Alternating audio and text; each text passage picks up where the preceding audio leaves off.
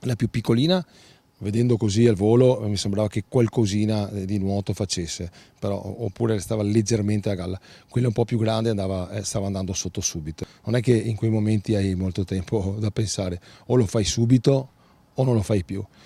Io ero fatalità, ero là, ero vicino, insomma ero sul lato destro del Piave, ho detto vado. E come aveva già fatto 7 anni fa, salvando un altro ragazzino che rischiava di morire, Danilo si è tuffato nel Piave. Lui, 60 anni, agente della polizia locale di Venezia da quasi 40, mestrino doc, sposato con un figlio, era lì per caso, ma non ci ha pensato 2 volte quando ha visto quelle 2 bambine di 10 e 12 anni che stavano per annegare. Un'altra persona ha raggiunto la più piccola, Danilo è andato sulla più grande che era in maggiore difficoltà.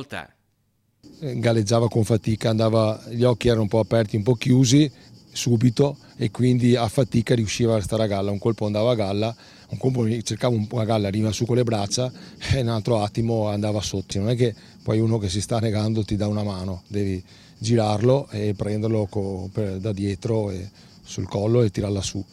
Poi quando andava sotto io mi portavo sotto anch'io per riportarla su. Una battaglia durata 3 o 4 interminabili minuti mentre tutti i presenti si organizzavano in una catena umana per prendere in consegna la ragazzina.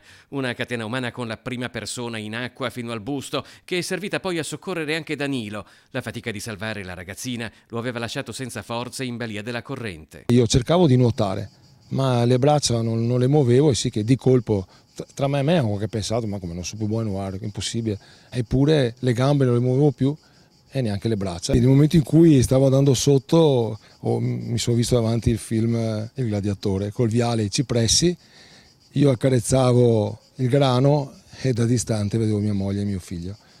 Un attimo ho avuto, Ha pensato di morire. pensavo di non farcela. Danilo Trevisanato ce l'ha fatta grazie ad un materassino lanciato dalla catena umana formata dai presenti. Per lui solo un piccolo mancamento. Poteva stare a casa qualche giorno, invece è tornato subito al lavoro e rifarebbe tutto. Sicuramente sono stato imprudente, uno deve avere un po' il carattere così, io sono così, non è che ci penso, io decido di fare una cosa, la faccio, appunto, frazione di secondo, non c'è tempo, in quel momento non ci sono i tempi da pensare, la ragazza va sotto, non la prendi più.